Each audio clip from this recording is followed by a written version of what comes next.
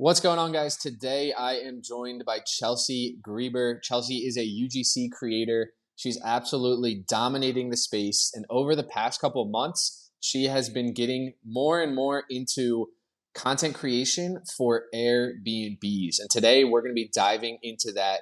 Chelsea, what's going on? Welcome to the podcast. Thank you so much. I'm so happy to be here. This is so exciting. Love being on podcasts. And I'm just excited to share all my information and my journey as a creator and just, yeah, get talking. Well, we're super excited to have you. Kind of want to rewind a little bit and maybe just hear like how you got into UGC, when you got into UGC. Is this something that you're doing full time, and like how did that process work for you? Yeah, so it's actually a funny story and it happened really, really quick. But I was always in and out of drop shipping. It was always something that I wanted to be successful in, but there was always some reason that I couldn't be. So I had this pet brand that I had this like 30 items in the store, like spent weeks creating this store. And I just became really, really quick at creating stores and just like producing content for these stores and finding products, all that stuff. And I came across a TikTok and it was like, oh, UGC creators, like all the TikToks that most of us come across. And I was like, wait, I can do this for my pet brand that I was starting. So that's exactly what I did. It flopped, but the content that I created for that dropshipping brand in July of 22, we're in now, is kind of what skyrocketed me. So all that content that I created for that pet brand, I put it on a portfolio. I got into the UGC Twitter space, started posting my knowledge, and started, just creating more content around literally what I had in my house. And from there, I was getting clients that saw my portfolio from like my pet brand that I worked with, and then a Fujifilm Instax printer that I made content for. So it just kind of all came full circle. But I mean, it all started with drop shipping, and then I just knew that creating content was something that, was something that I wanted to do. And I worked my butt off to get there. And here I am. That's so cool. So you started off drop shipping, kind of making the content for yourself. Then you realized you could do it Yeah. for other people, started getting some traction that way. And then tell us kind of how this like kind of jump to Airbnb happened. I mean, I know you still do a ton with just like non Airbnbs, but I've just been seeing you post a ton about, landing Airbnb clients. And that just seems to be such like a hot topic right now. How did you start with that? So I have always known that, or I just started coming to the realization of I don't want to create content for products, physical products anymore, or at least in the future. Like, that's not something I don't want to be home to have to create content. And I was thinking, like, what is it that I do want? And I'm very big on envisioning and goal planning. And it came across to me that I love traveling. And I'm like, well, how can I bring UGC into the travel space? And then I was like, going to an Airbnb up like soon in the future. And I was like, wait, I could create content and offer that as a service, but do all of this free content for these Airbnbs. That way I can build my portfolio and then I can end up charging these services. So it was just all a problem that I found that I could solve for a potential client. I pitched my services and I got a ton of yeses, especially on the West Coast. There's a ton of experience based Airbnbs here. So it ended up being quite easy for me, especially since I have California close by. But just pitching my services on how I can create content for them and kind of make their experience be more booked, it was like a no-brainer for them. And I've booked like about 7 to 8 stays so far. Wow. It's been crazy.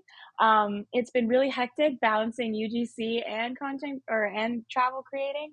But I mean, if it's the route that I want to go, so it's the route that I'm really digging hard for. I love that. And so did you start with just trading like photos, videos for like a free stay? Or has it like Yes. been paid the whole time, or are you like shifting to more paid? How did that work? Real quick, if you're a content creator that's looking to land more brand deals, you need to check out the Brands Meet Creators newsletter. We send tons of opportunities to work with brands, plus an actionable tip for landing more UGC and brand partnerships every week. Check us out in the link below or at brandsmeetcreators.com. Yes, so it was all gifted in the beginning, and that's what I stress, talking to other creators about it that wanna get into it, because when you first start out, it's just like UGC, you have to take those gifted collaborations, you have to get the experience in order to put that on your portfolio, and then eventually pitch those services and get better at them. So, in the beginning, it was all just gifted stays in exchange for a ton of content. Like, I was offering 5 to 6 videos, like exposure to my social media profiles, in story feed posting, and I was like doing drone footage, like 15 to 30 videos. So I was offering so much, but it gave me the value of practice and practice and practice and putting it on my portfolio, learning how to edit. And now those are services that I can now offer within this short amount of time. But it's because I offered so much in the beginning for free. But it seems like a lot of work, but if it's something that you want to grow in, you need that practice and that portfolio to end up charging later on in the future. That's so cool. And that's something that a lot of people won't do, right? They're afraid to just like offer Yes. something for free. But I love how you described that. It's like, look, this was a learning process for me. And like I had to go through that. And now that I've done it 7, 8 times, now you're like super comfortable charging for that because like you've proven it to yourself and you've proven it to other people. Yeah, it's been one ride. And you know what? A lot of creators do also ask me like, I had an Airbnb, like they want me to send them all this content, and I'm like, that's nothing. Like you should want to send them so much content, and at the end of the day, like you have to be providing them the value because they can do their own marketing if they really want to. Like they have their own business, right?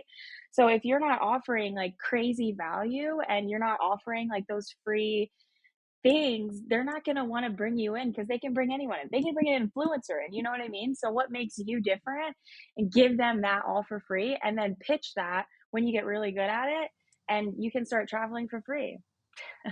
So cool. I want to kind of go through this like whole process, right? From kind of start to finish.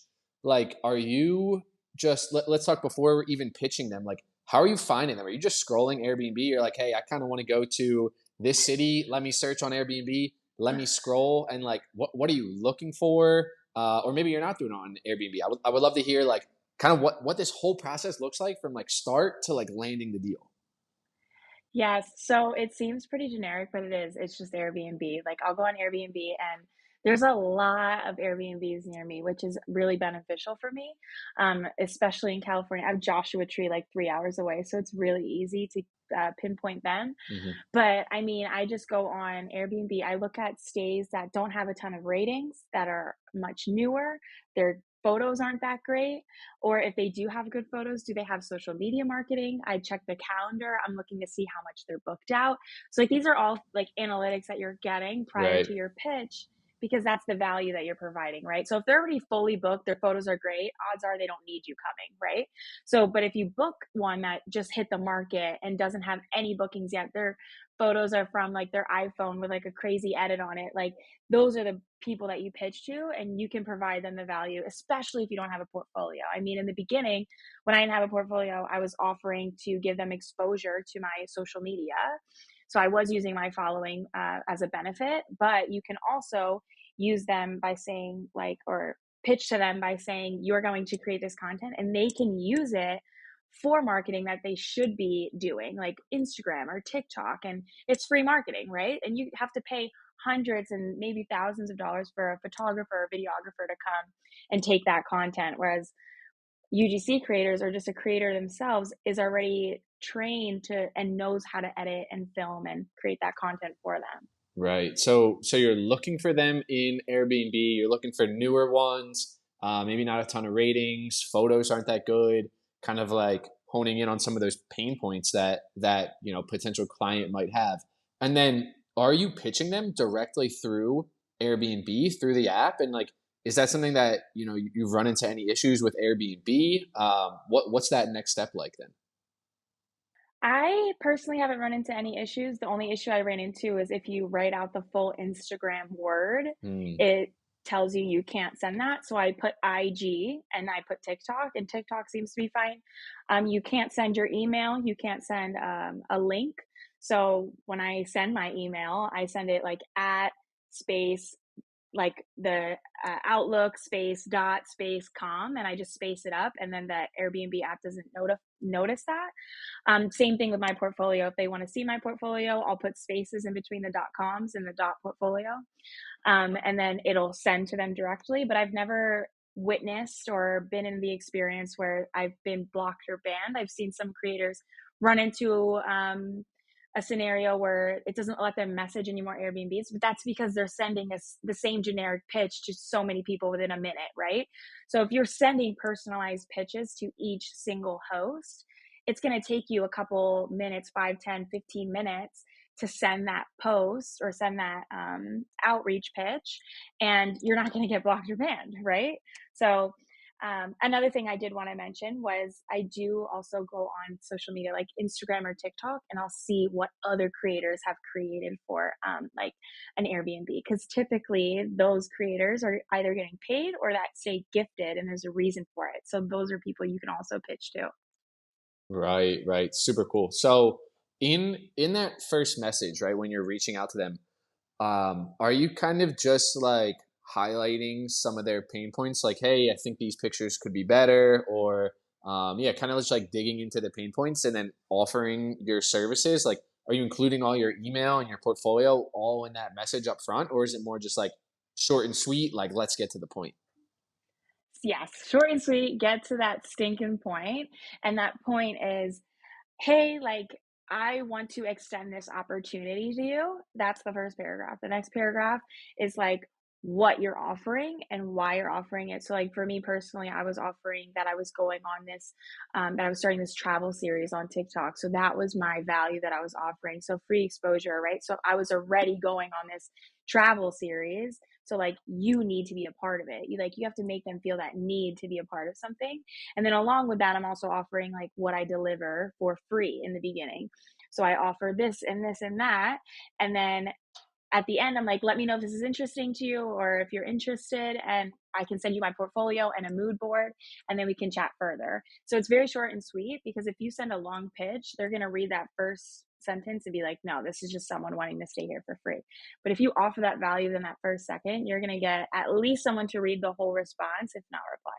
Gotcha. And then I guess like let's say they're interested, right? Then the conversation typically goes to email, or like you take it somewhere else off of Airbnb, and then everything's settled outside of Airbnb, I'm assuming. Yeah, so typically we talk to talk through email at that point, especially if they see my portfolio. There's a link that they can click to view my email and message me there. But typically it's through email, or if not, it is still through the app. But they have to usually send you their instructions to check in and check out. So technically, like basically, they do want to email you, but sometimes it is just through the app. It just depends on the host. Gotcha. And so with the content that you're delivering, like it seemed like you were first offering also like exposure on your account. Have you found that they're mainly looking for like more photos for their actual Airbnb listing, or is it like they want reels for social media as well, or it's just like it's kind of a combination, depends on the host? Like, what have you found in terms of the content that they're looking for? Yeah, so it definitely depends on the host. Some of them literally don't care. They're just like, "Yeah, come," like, and they just want more bookings out of it. So at the end of the day, all the host wants is more exposure, more bookings. They don't care how you do it, Right. especially they don't know what you're doing or what it even means or what it is that you're doing, right? So I usually just offer and tell them what it is, like, kind of, hey, this is my following, I'll post you on here, and also my Instagram. I'm trying for viral content, I want to get you more bookings, that's the goal. We're in this together type of thing. So really it just kind of depends on the host, and most of the time they just want to see your content and want to see that you're posting it and just want that exposure. So not all the time is it for marketing purposes, but I have actually dealt with one that wanted the content so that they could post it on their Instagram account, and just like tag me so they can basically use UGC on their Instagram to show that there's people staying there and booking there. Right, right. And so after you got a couple of these under your belt, I'm assuming you went ahead and did you create like a separate like Airbnb portfolio or like travel portfolio? Or are you just putting Yeah. everything in one? Yeah. So I do have a travel portfolio. I was Yeah, I did have my UGC portfolio, but I never added anything travel on there. But in my UGC portfolio at the bottom, there's a link that you can click that goes straight to my travel portfolio.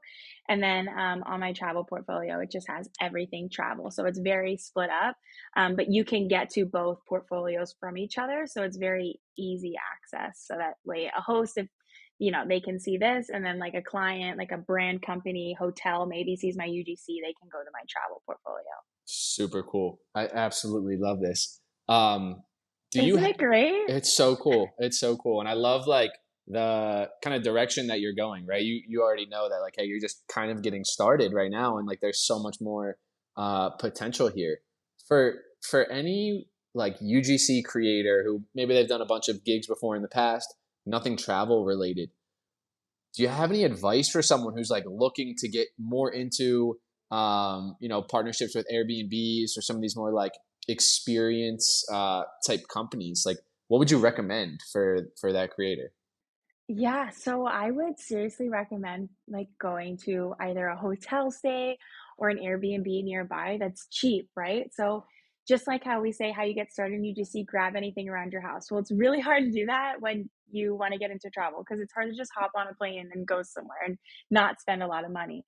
So I really recommend finding a cheap Airbnb nearby or like finding a hotel nearby that you don't have to pay for. I know, like in Vegas, it's a lot easier because you can just walk into a hotel and film, but it's not like that everywhere. But if you just find somewhere that you can go in and film and like perfect your craft and find out what it is that you like, and just take a ton of content when you do book an Airbnb or a hotel, and then just start editing it. And I mean, some people that go viral creating travel content, it's one clip, like it's one 8-second clip, and it's them walking into an Airbnb showing it. Like that's it, and just a trendy audio. So it's not something where you need to like take 30 hours a day and like, like too much time to figure out how to learn how to do this. It's just booking an Airbnb or booking a hotel and just creating aesthetic or trendy transitional like content, and then just posting it and trying it and doing different audios and just trial and see what works and what doesn't. And then if you get a viral video, you can use that to your advantage when you're pitching. And then in terms of like what's next for you, I know you said you want to start traveling more. You want less clients that are like physical products, more where you can go wherever. What's the plan in the next few months? So I actually haven't like released any of that yet, but I will now because why not? Maybe by the time this is up, I will have released it. Me all over Twitter talking every day. But I'm actually in the process of creating a YouTube channel documenting all of this, and then also my travel blog. So my blog is going to be like my stays and where I'm going at these stays and like places to eat, things to do. And then that will just be free exposure for like hotels and bigger companies, travel companies, airlines to reach out to me physically from that, and just more deliverables to offer. You can get paid more money when you have a blog, when you have a YouTube channel. So that's kind of the route I'm going. As also, I'm still working with UGC, so I'm kind of moving into that route of just being like fully digital. I have a few clients that are retainer physical products, but products that I can take everywhere with me. But I do love creating content, so it's hard for me to pick that balance.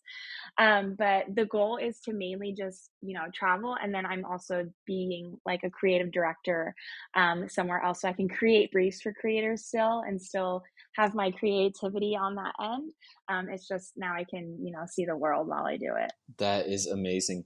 Uh, Chelsea, this was an incredible episode. Very, very insightful and actionable. I hope the listeners got a ton of value out of this. For anyone listening, where can they find out a little bit more about you? So you can find me on TikTok. That's mainly where I'm at. My TikTok is at it's Chelsea Hope, and then my Twitter, which I am active on like 24/7, and you can also DM me. It is at Chelsea UGC. So those are my two main places that you can find me. Awesome. Well, Chelsea, appreciate you a ton. This was an incredible episode, and I'm sure the listeners loved it as well. Yay! Thank you so much for having me.